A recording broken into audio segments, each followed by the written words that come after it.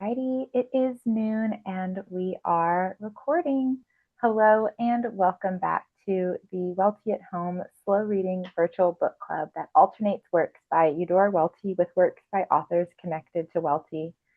Today we conclude our series exploring the correspondence of Eudora Welty and Ross Macdonald in Meanwhile There Are Letters, edited by Suzanne Mars and Tom Nolan.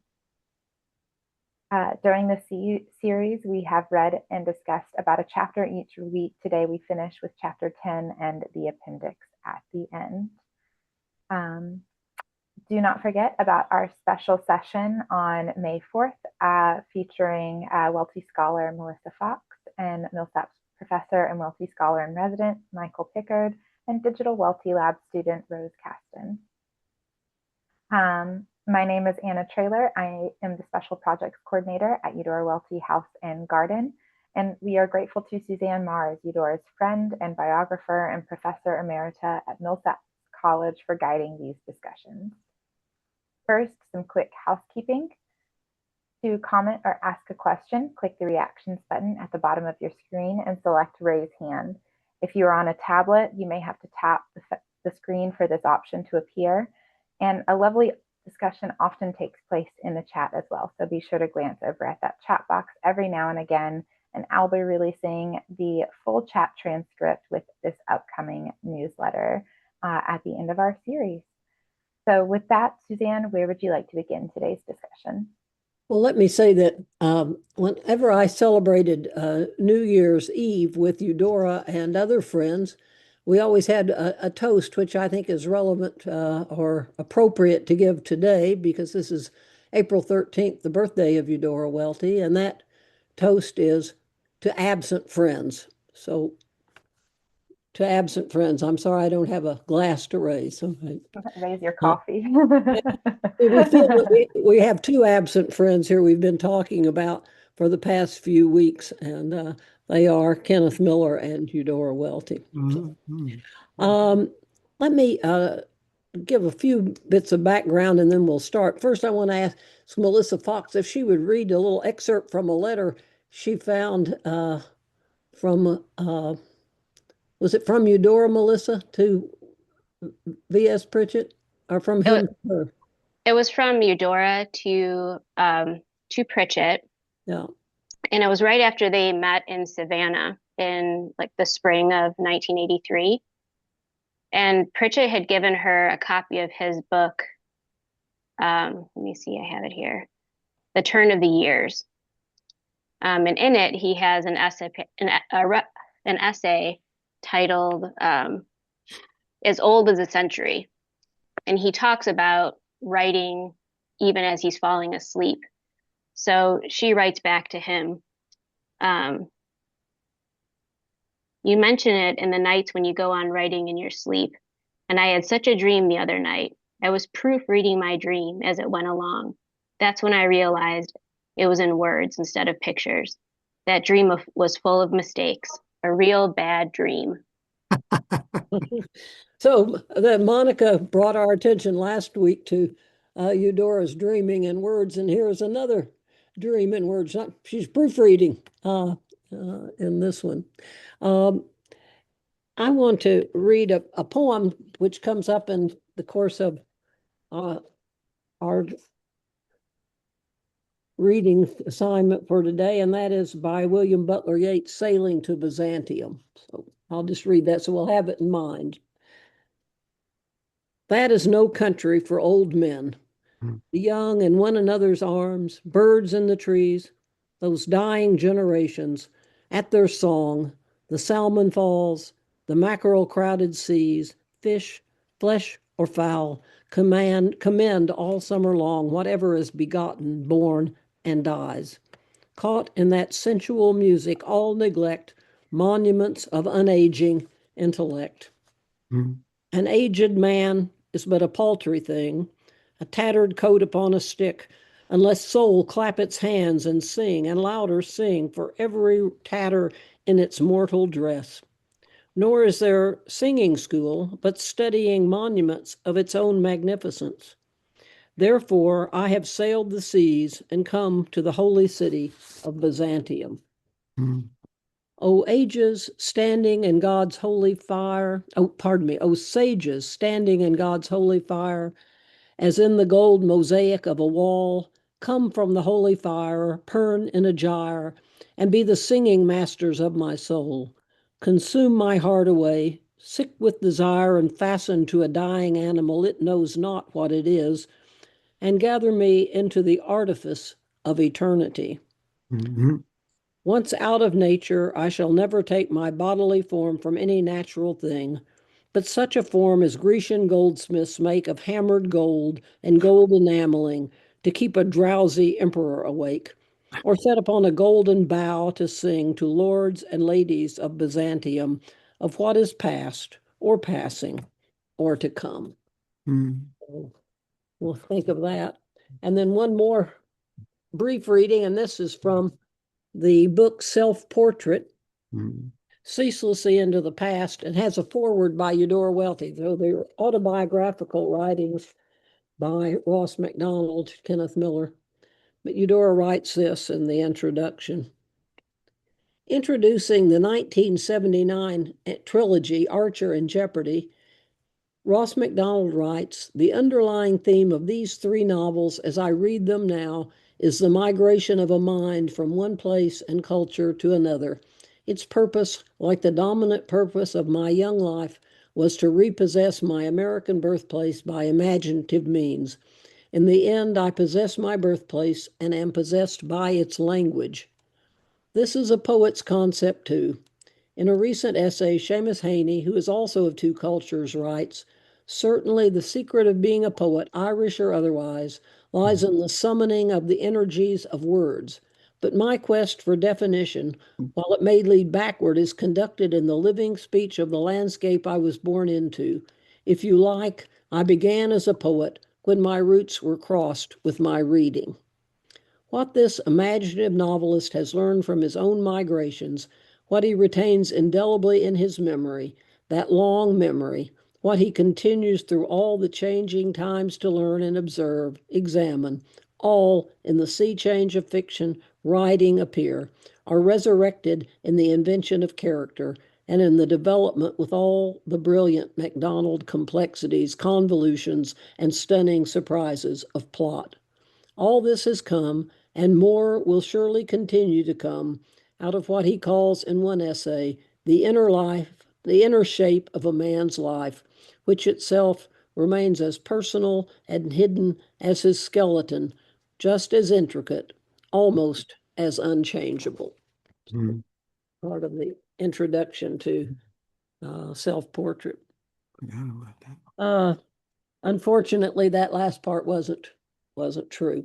Okay, well, let's talk about, why don't we talk first about the letters, almost wholly by Eudora Welty, and then we'll talk about the story she tried to make out of her experiences. The story where she's not writing autobiography, she's creating characters who are not Ross Macdonald, Kenneth Miller, is not Margaret Miller, one is not Eudora Welty, but they're characters who are dealing with the very issues that those three very real individuals dealt with, and trying to find, I think, a way of distancing herself enough to write about these matters that were so close to her. So we'll come to that later, but let's start with the letters and then we'll go to the story. Okay. So where would anyone like to start with the letters? Marcia, you're back. Do you want to start us off? I'm putting you on the spot. No? Okay. I'm glad to see you there. Anyone want to start us off about the letters? Harriet. What was really in my face this time was thinking about the juxtaposition of collected stories coming out while this is also happening. I'm moving from her writing. They are not in any literal way autobiography, but they showed me my life. I guess they are my life. And then the wonderful reception of the letters. I'm just stealing some of the thunder of the responses. Mozart's stylist writing in the English language in the century, so tumbling with hundreds of precise human gestures, may readers swarm. And I'm thinking about the how important collected stories is to Eudora at this moment in her life, and to all of us as readers. But the awful juxtaposition of the achievement of the collected stories and losing Ken, and then I'm thinking connecting that to Ralph Sipper's coming up with the project of self-portraits ceaselessly into the past, and Eudora thinking that as she writes, it would help me to be allowed a chance to say a word. That it ceaselessly into the past is a kind of parallel project to the collected stories, and that it collects his voice over. But it is that title, ceaselessly self-portraits ceaselessly into the past. I was just thinking about how powerful that title is in connection to our reading these letters. And I wonder who came up with it, and I'm attributing it to Eudora myself. Well, let me just say, I do believe self-portrait was Eudora, because she uses in the foreword the phrase, she said, these essays really are not autobiography, they're a self-portrait. And then she compares it to painting a portrait, where you look at yourself in the mirror, but he's not looking in the mirror and painting himself, but at his work. But I don't know, ceaselessly into the past may have been Ralph Sipper rather than Eudora Welty, but I'm pretty sure self-portrait was Eudora Welty. Tom, do you know? Good title. Yeah. Well, of course, it's from the Fitzgerald, the end of Gatsby. Oh, but the boat, We yeah, knew that. the Gatsby, at the end of Gatsby. Other But than that, who thought of that? Well, I don't Ken was a great reader of Fitzgerald. So Oh, yeah. It's been all of this boat imagery throughout the letters, water imagery, as it will be in Henry. But so yeah, that's I'm thinking about that passage in Fitzgerald, and also thinking about ceaselessly into the past, the promise of that. Ken's earliest memory was being on a boat with his father, tugboat in Vancouver. So yeah, and so the stories, they are my life, and then here is this life, the parallel. Yeah, Bill. This just note this, it's from her letter to Ken on April 14th. It's a long letter, and she writes, part of it is about a New Yorker piece by Robert Penn Warren on Jefferson Davis. And so here's one great writer writing to another great writer about a third great writer.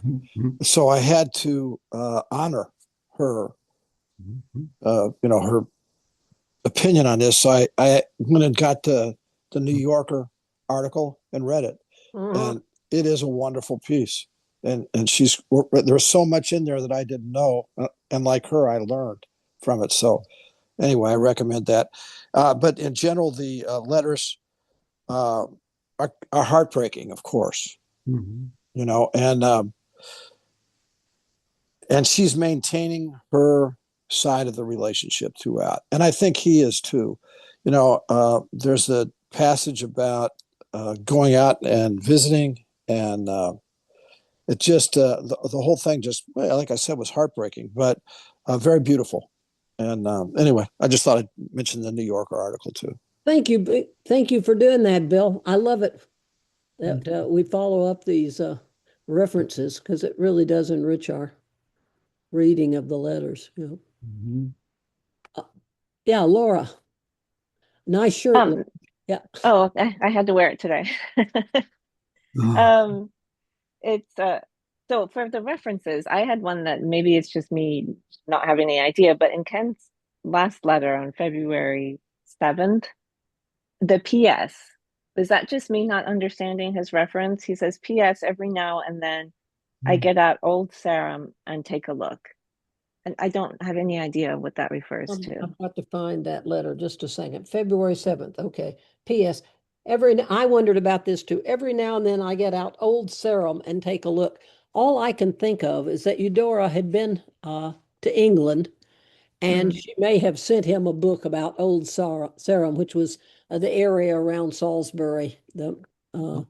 So, but I don't know that. That's just a speculation. Yeah. Oh, thanks. A postcard, maybe. It may have been she may have sent him a postcard. She may have sent him a book, a souvenir book, because she could have well have visited there. So, but I don't know. I think that's what it refers to, though. Does anybody know more about that? No.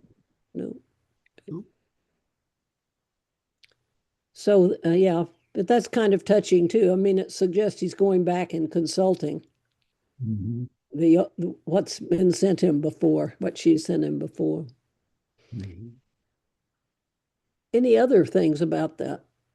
Harriet, I loved your point about the parallel writings with collected stories and self-portrait. However, I felt that way about her Harvard lectures because that comes very soon after this heartbreaking incident too, which is so obviously it's the memoir eventually. But that was something that really stood out to me.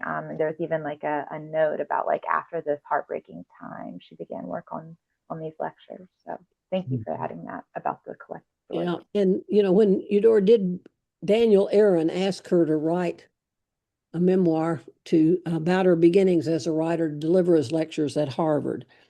And she was uneasy about doing that, but she accepted. And she told me that the more she worked on it, the more she remembered. The more she wrote, the more she remembered. That writing was a prompt to memory. And so here is a book which really is about memory, written in the wake of the loss of a man who has lost his memory. So yeah, that is a striking parallel. Yeah, Harriet. Yeah, I was just going to say in response to Anna's comment that I've been thinking about going there next because it's as if it produces this book. It produces her memoir, her desire for memoir, her desire for her thoughts about memory and connection between the living and the dead, and the oneness of it, and the confluence of time. Yeah. And there's that wonderful line at the end of One Body's Beginnings that in memory, all joins, the past and the present, the young and the old, the living and the dead. That there is that joining, and it lives, and for that moment it lives. The past and the present, the old and the young, the living and the dead. I should have quoted it directly, but there you are. It's not as good as it would be, but it's the best I can do right now. Okay. I was interested that Eudora chose to tell Ken about two things, or three, that she tells him about, trying to give him some entertainment. One is about the inauguration of Governor William Winter in Mississippi. The second is about her visit to the Citadel. And the third about getting the Presidential Medal of Honor from Jimmy Carter. So did those things stand out to anybody besides me? Sure. But so William Winter, the most progressive governor the state of Mississippi probably has ever had. I wish John Hennigan were here. He worked with William Winter. He could talk about that. Eudora was on a panel about the arts, and on that same panel was Leontine Price. And she had seen Leontine Price when she first performed in Laurel, Mississippi, and she now is reunited with her here. And they're both on the panel about the power of the arts. So, yeah. And of course, a supporter of Carter's and of democratic politics in general, I'd say, yeah. The Citadel, though, she does say, and this is kind of a surprising thing, that, she's sort of making fun of the whole military parade and all of this going on, but she does say when she stands up when they play Dixie, tears always come to her eyes. And that's an odd thing to come from her, but I think that's a kind of I was at a baseball game one time when my alma mater, the University of Oklahoma, which I'm very loyal to, was playing Mississippi State University, which I'm also very loyal to now, the baseball team. And I was going to root for Mississippi State. And before the game started, they played the Oklahoma fight song, Boomer Sooner. And I was on my feet so fast it would stun you. I was up and singing and clapping. And those youthful responses come back. I think that's an emotional response from youth. But the surrounding passages, I think, point very clearly to the fact that this is not any nostalgia for Dixieland. Harriet, you wanted to say something? I did. I'm here in Charleston, and I think you're trying to imagine Eudora at the Citadel, and I just loved the tone, which is so Eudora, of this section. And I'm thinking of, never dreamed I'd be inside the Citadel. The General Rose was driven all around the field, and then the dreadful thing, the cannons were fired in a 19-gun salute. There was a lot of marching and wonderful music and bagpipes and Scots in their plaids. We got up time after time, like in the Episcopal Church, and laid our hands over our hearts at the playing of various tunes, ending, of course, with Dixie. And then like you, I was, what? I hadn't expected that. The tears, yeah. Eudora also mentions in here, talking to Ken, or Tom and I mentioned it, I think. That she had been on the Trans-Canadian Railroad. And she made that trip with her friends, John and Catherine Prince, in 1981. She would later go with them to Europe, to France. But she got off in Banff, and she stayed there by herself for a week. And she was hoping that this would help her work on a story. And that story has to have been Henry. So she has gone to Canada, to Ken's native land, traveled across it, stays in Banff trying to write, and it doesn't help very much. But then when she does see him finally, the last time, what reaches him is when she describes her visit to Canada and that description of Canada. So I did want to mention that as well. Anything else from these last pages of letters that we should talk about? I think I also saw a hand from Jane, but it went back down. Did you have anything to add, Jane?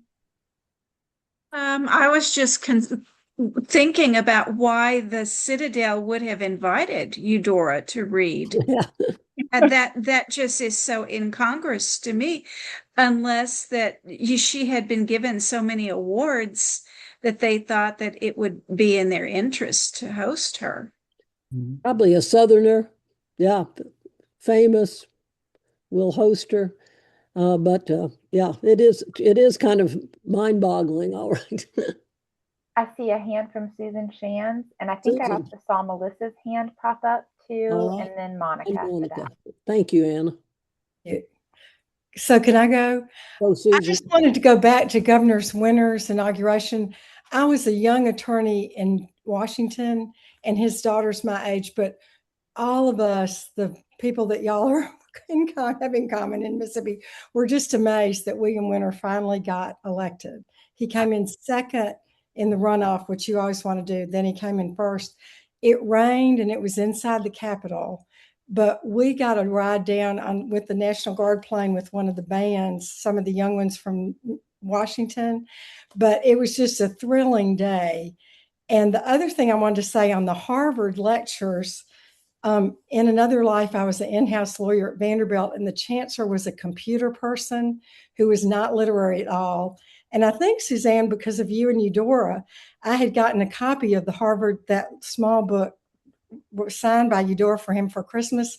It turned out it was on the national bestseller list longer than any book of Harvard publishing. So I think the Citadel may have asked her because she was more popular at that time for more older men than it would have been. But it was such a hit with the chancellor at Vanderbilt because he had been doing computers and the publishing part of Harvard, and he knew what a bestseller she had been because they asked her to do the lectures for the English part of it, but it turned out to be a very good business deal for Harvard.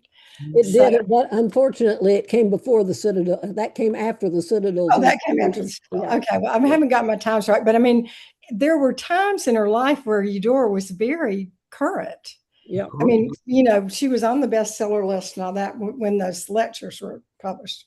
But anyway, just two quick things. Thank you. Okay, who is next? Is it Monica or Melissa? Monica? I can go. I just wanted to point out just this absolutely beautiful symmetry of her letter April 13th, 1981 to her birthday in 1981. She writes to Ken from the Algonquin. Yes. I just thought that was so beautiful. There's so many points in this that just make such a beautiful story, and that's one of them, I think. Yeah, we could turn this into a movie. Have her back in the Algonquin. Or a play. Melissa, did you have something? I was just going to ask Suzanne about when she goes to California this last time. I think it comes up in the recent film, Eudora, right? Yes. Isn't there some mention of her planning to bring him home with her in that film? Oh, yeah. Or I wonder if you could talk about that a little bit. Well, she and Ralph Sipper and his wife, Carol, were so appalled at the kind of verbal abuse that they saw him take that they were planning to kidnap him. But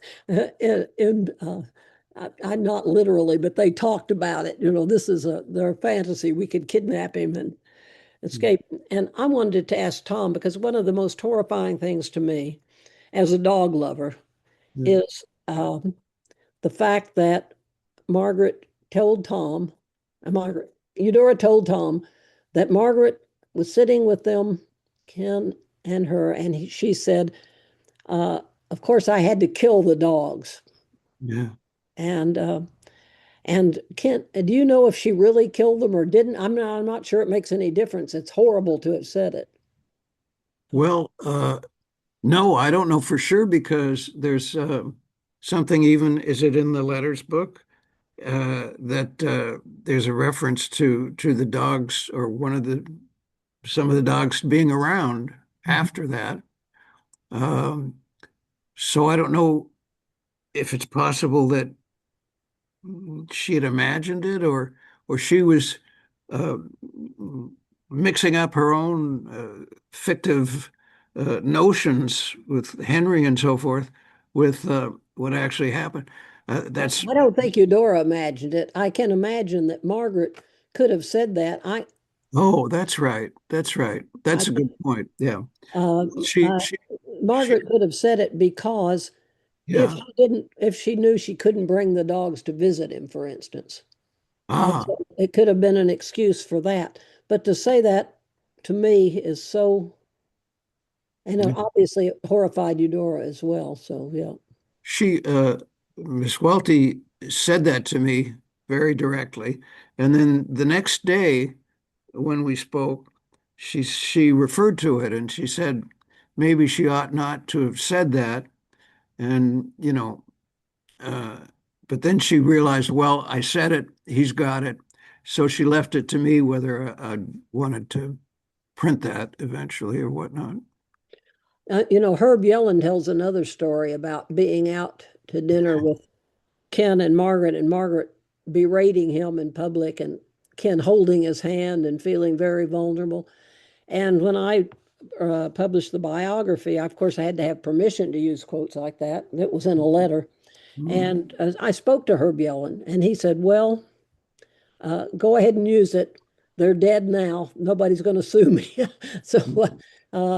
But yeah, so there was those kinds of things. Harriet and then Jane. Yeah, I was going to say the topic I wanted to add was how complicated her relationship between Margaret is coming in these letters. Mm-hmm. And I'll come back to that, but I want to say about the dogs, it looks as if she's saying that about the dogs to Eudora.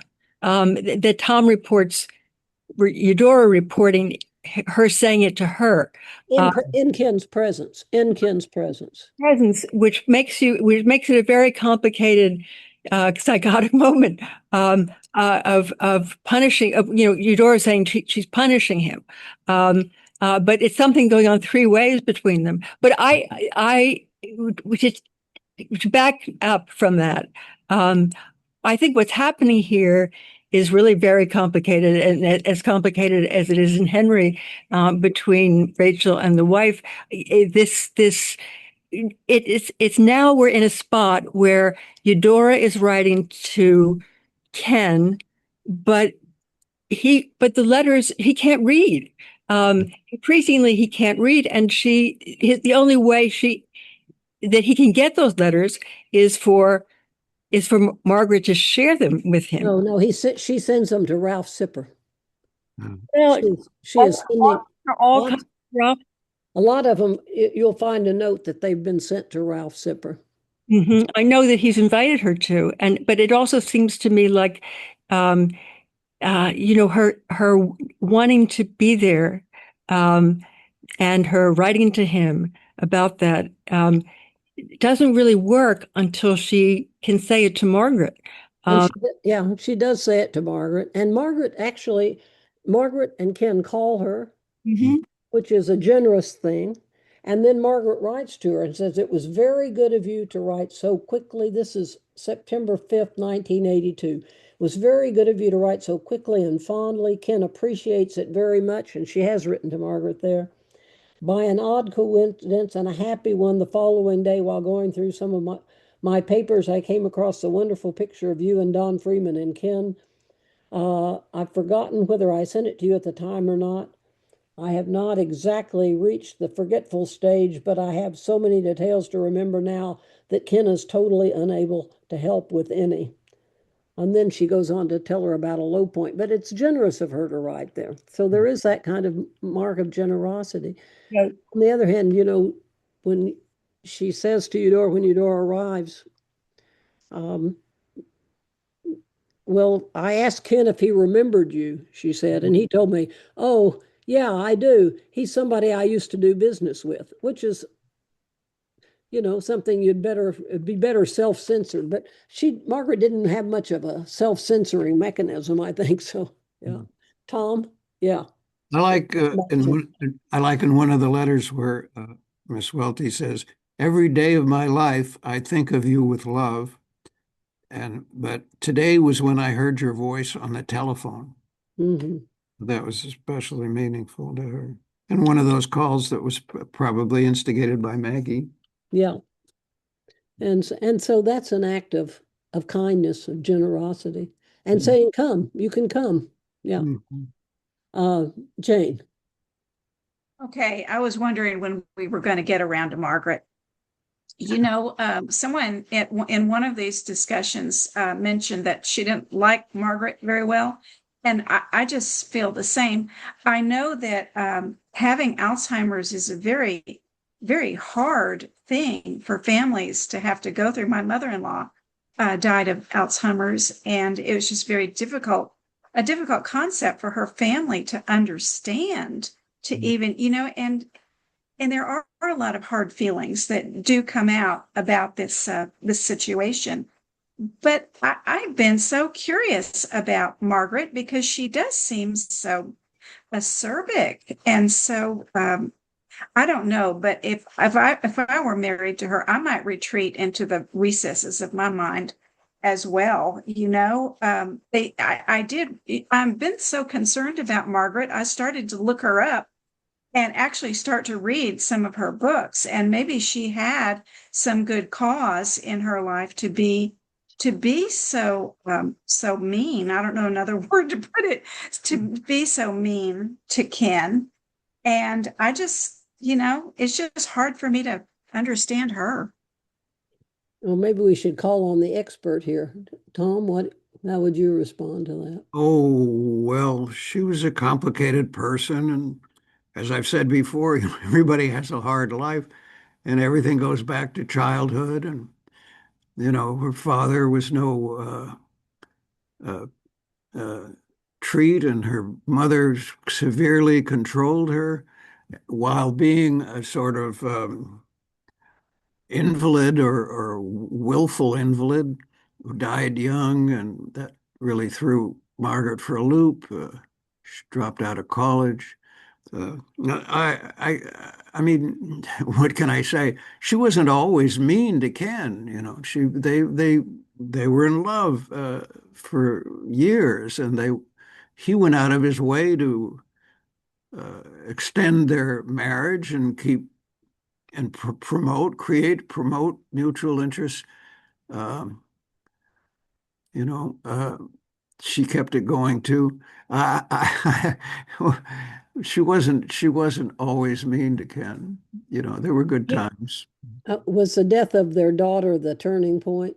Gosh, that was tough, and even before that, Linda's acting up, acting out, difficult teenage years, misbehavior, wildness.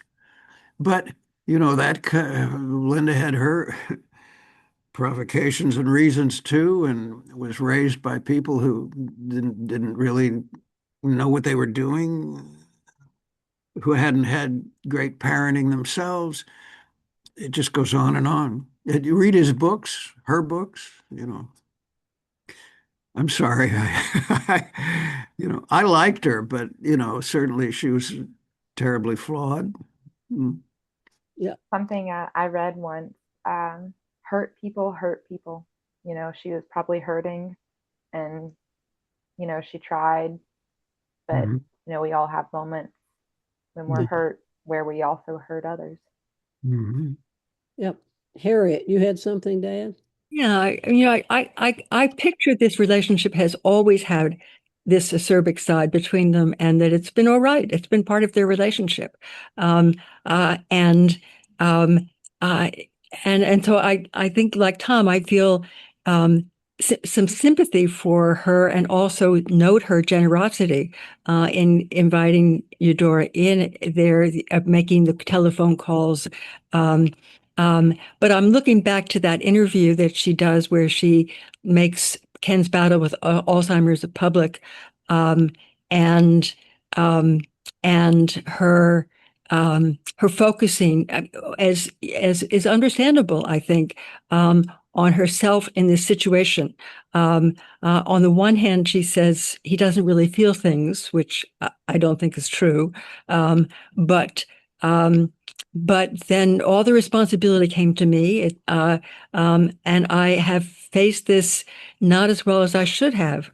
I lose my temper, and then I go on guilt trips. So I'm just adding to our discussion that her self-awareness of what she is, of what she would like to be doing better.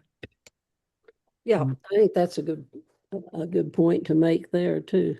Well, maybe we should turn to talk about Henry. We've got about 20 minutes left. This is a very tidied up version. We've pulled together excerpts and put them together so that they have a kind of coherent pattern, but they're not in that order in the archives department. And then there are strikeovers, and we've indicated the strikeovers in a number of places.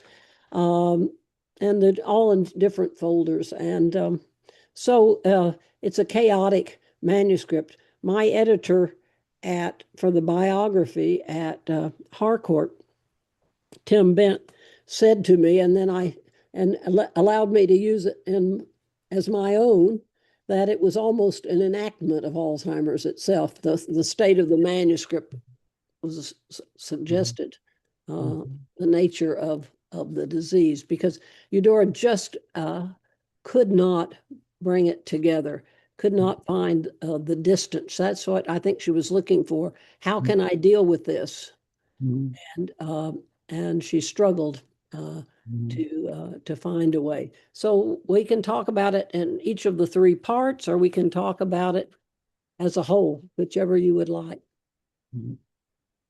So the first part is a visit from a former summer school student to a professor, a linguistics professor, and his wife. And the professor now has Alzheimer's disease, and the wife speaks up. And then part two is a flashback, the summer that the young woman was in school, and the developing relationship between her and the professor, and the professor's wife is absent for that summer. And then the part three deals with the aftermath of that original visit and the sense of total disorientation in the wake of seeing him in this state. Okay, Monica, go. I just have a question. So both in part one of the story and in real life depiction of Margaret, she says, like in the story, she says, but Henry doesn't feel things. And then earlier she had said that Ken doesn't feel things. Was this actually something that people thought in the early 1980s about Alzheimer's patients, or is this just something that she told herself and insisted on to try to make herself feel better about her behavior towards him?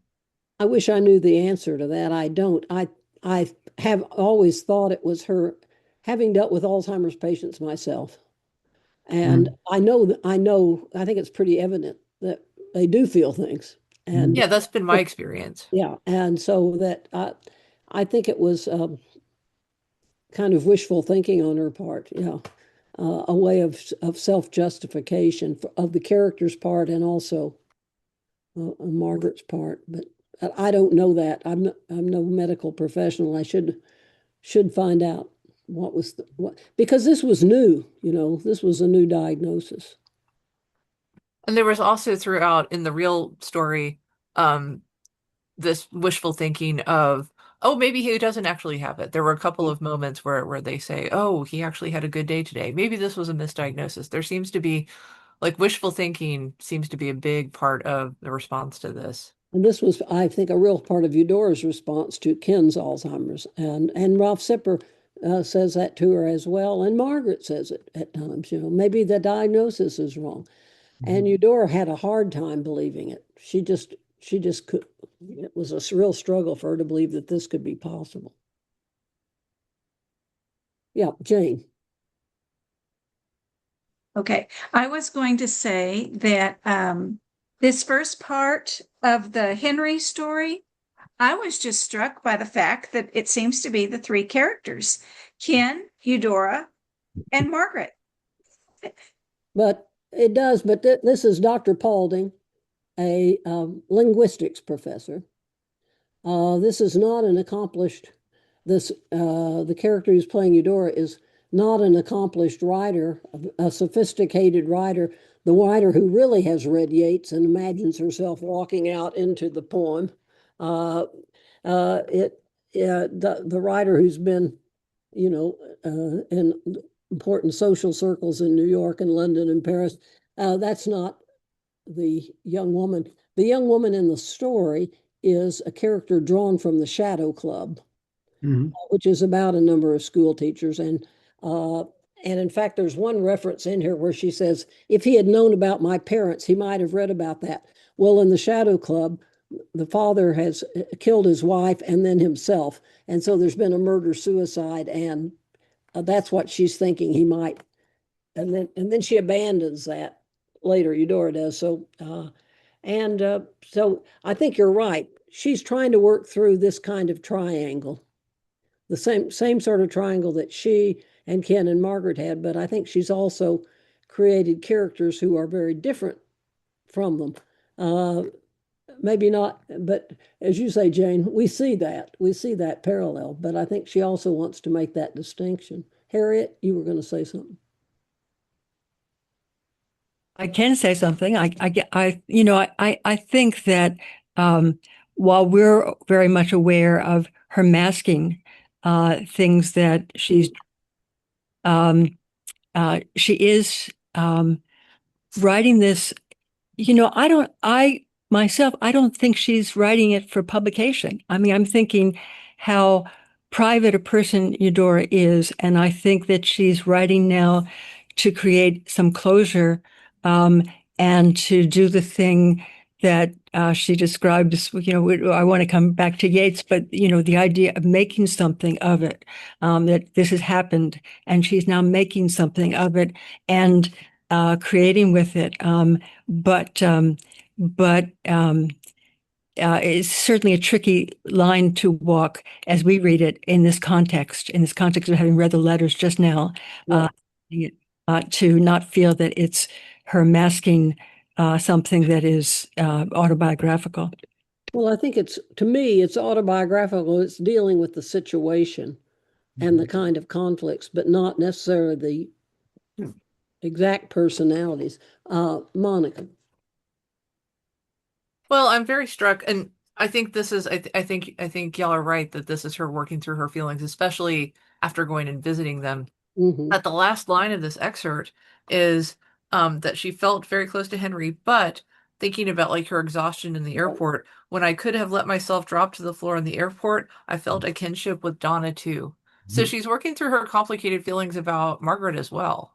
Yeah, I was struck by that too. Yeah, because so here is this character who's able to empathize with the wife who has been, who said, and she imagines her thinking, you're just an old maid, well, being dismissive of her. What are you doing here? But I can empathize with Donna too. Yeah. Anna?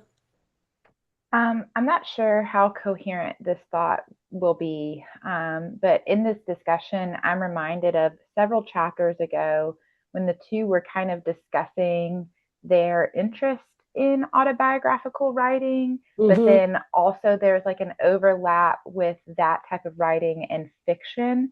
And it almost seems like they're touching on metafiction. I took a war literature class in college and we read Tim O'Brien's The Things They Carried, and that metafiction that like really blurs that line between what is reality, what is fiction, and how do we work through these things in the space that the page gives us. And I'm just thinking of this concept right now as we discuss Henry of like, we see these similarities, we see these parallels, but then we also see really like stark differences to create that distance to allow us to work in these spaces, work these things out on the page.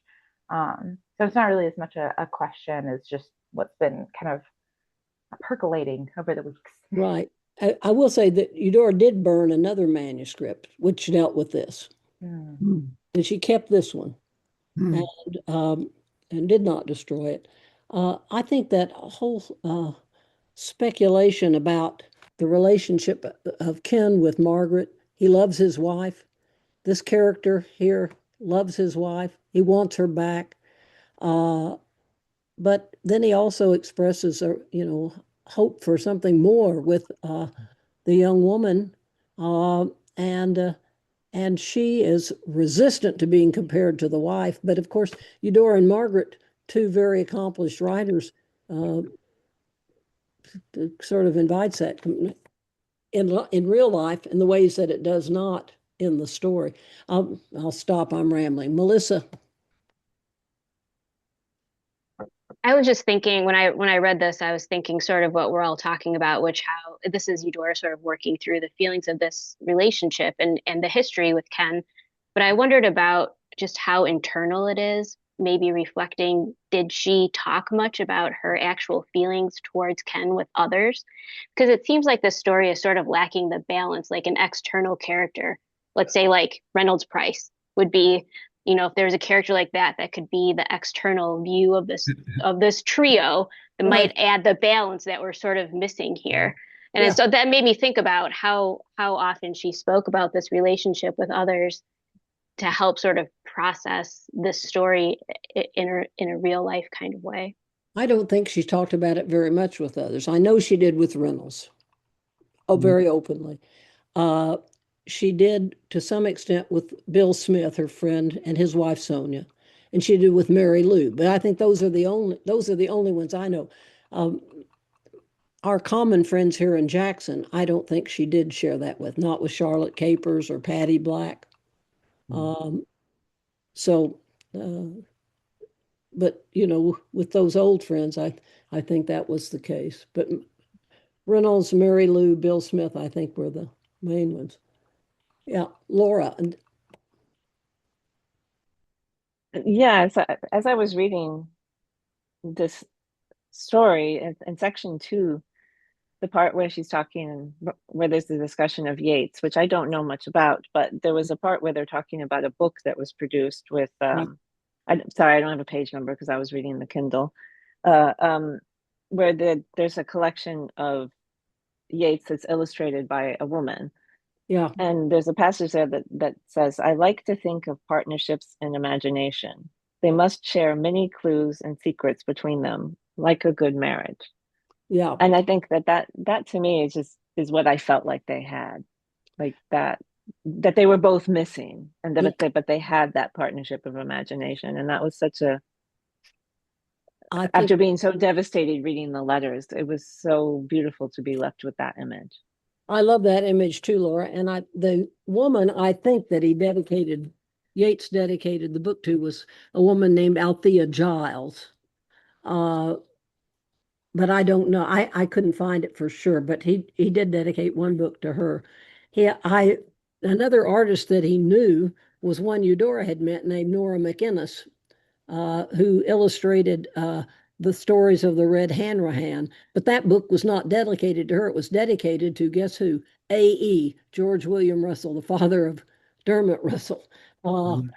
There are those connections. But that's thought of when you think about how Ken had inspired that key scene in The Optimist's Daughter, and then you think about he dedicated Sleeping Beauty to Eudora, and then Eudora working on self-portrait and helping with the anthologies. I mean, this interactive, the life of the imagination, the power of the imagination, that connection. I think that line stands out for me too, really an important one. Yeah, Harriet. And in the context of the things we've been talking about, I wanted to just bring up the title of Affinities, because I think that there's something going on about connections that we're facing in the story, where there are affinities between Rachel and Donna, and that's one kind, and they shift shape. Sometimes they're antagonistic, and sometimes they're sympathetic. And then there's the merging of Rachel and Henry. And I want to. So one thread is that I want to bring up is the title. And the other one has to do with Yeats. I mean, Yeats is just all over this manuscript in its various pieces. I'm thinking back to The Dog's Name, Cuchulainn, which is, I know of 3 poems that are Yeats. Cuchulainn's Fight with the Sea, The Death of Cuchulainn, Cuchulainn Comforted, written, that last one written 2 weeks before Yeats died, that they're poems about the hero, but the hero connected with the sea, the hero connected with death, and with finding comfort in spite of death. And then I'm looking over to Shadowy Waters. The book that Rachel is bringing, I'm assuming that's maybe the Tower. Yeah. So then when says that he would like to take a fresh, when Ken says, when Henry says, I'd like to take a fresh look at the Red Branch with Shadowy Waters. Shadowy Waters, a poetic drama that is about the visionary seafarer and his captive queen as they journey on the mystic sea. I'm thinking of, and then that final moment, which is, it looks to me like Eudora discovering Yeats at University of Wisconsin. I have discovered Yeats. I read Sailing to Byzantium, standing up in the stacks by the light. And this is, of course, Henry's memory, but it's coming right out of my sense of Eudora and the importance of Yeats to her work as a whole. Standing up in the stacks by the falling light of the snow. I'm skipping. I accepted the poem, the invitation, and I didn't know or dream the sailing to Byzantium. The Sailing Byzantium that changed my life was a poem about old age. I was youth. And then I saw other things about heart's desire and the hope of finding it and not finding it. And that it was about making something at last out of what you'd found, that line that we've been thinking about. But I'm hearing Songs of the Wandering Aengus and Heart's Desire and Wandering, and how it looks like it's about youth, but it's about age, and just how important Yeats is to Eudora's work as a whole, but also her merging her own memory with Henry's there, as well as in the. I think that's the key point to me. Is this passage is the same one she quotes in one writer's beginnings. Yeah. It's about herself. It's the experience that she has, but she gives this experience to Henry. Talk about affinities. Okay. Exactly. That's right. I see myself in Henry. Here's this passage. And so he says, I had read Sailing to Byzantium, standing up in the stacks by the light of the falling snow. It seemed to me that if I could stir, if I could take the next step, I could go out into the poem the way I would go out into that snow, that it would be falling on my shoulders, that would pelt me on its way down so that I could move in it, to live in it, and that I could live in it, maybe. So after that, I had to learn it, he said, and I told myself I would, that I accepted the poem, the invitation. And then the passage that Laura quoted, where she says, once in a secondhand bookshop, I came across the poem in a beautiful little book to itself. Yeats had dedicated it to a woman artist, and she had painted pictures for it. I like to think of the partnership in imagination, the partnership in imagination, and the power of the imagination. And that's what bound Eudora and Ken. I think it's what I'm not sure that it's capable of binding Henry and Rachel or Henry and Donna. Good point. Well, there's lots of separation between Rachel and Henry, as well as this connection. But Tom had his hand up. Yeah, go Tom. Oh, I just wanted to say there's a lot of Yeats in Ken's books too, and I think it's the chill among school children is quoted in there. I think important writer to him. Yeah, so a bond between them. And I think I've told you before that I always knew the worst thing Eudora could say about someone was he has no imagination. It's about the importance of the imagination, I think. And that's the key bond between Eudora and Ken. I'm not sure it's the key bond between Ken and Rachel, but it's Rachel is trying to understand that and trying to appreciate that. But the experience is Henry's, yeah. Anything else here? I think we have time for maybe one last comment. One last comment.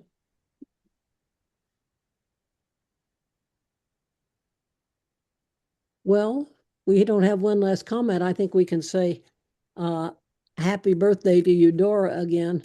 We thank Eudora and Ken for these letters, and we thank the Welty and the Miller estates for allowing us to reprint them, because in reading them, we are admitted, as Eudora said, into their friendship.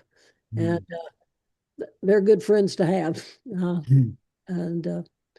And maybe we will all be gentler in our thoughts of Maggie and of the plight that she had, and a kind of imaginative identification with her and her grief as well. So thank you all for reading these letters with us, and we'll see you with Melissa and Michael in May when we talk about the Welty Digital Lab.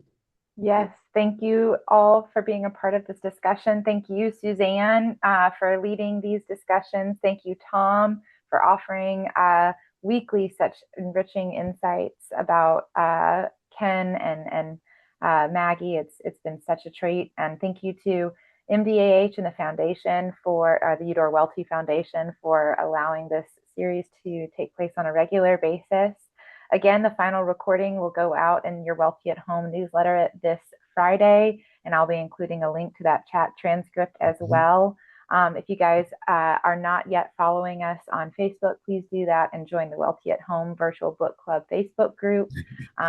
There we can continue the discussion, and join us again for the bonus Welty at Home discussion on May 4th with Melissa Fox, Michael Pickard, and Rose Kasten. We're very excited to hear about a piece of news. So we're looking forward to it, and thank you all again. Have a good rest of your day. Thanks. Bye-bye. Thanks, Tom.